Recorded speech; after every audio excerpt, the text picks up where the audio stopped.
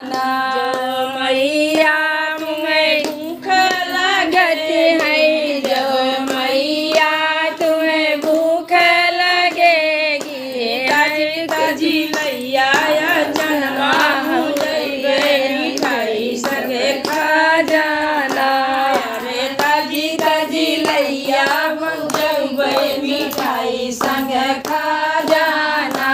अरे हमारे घर दूर दूरिया सवेरे मैया आ जाना।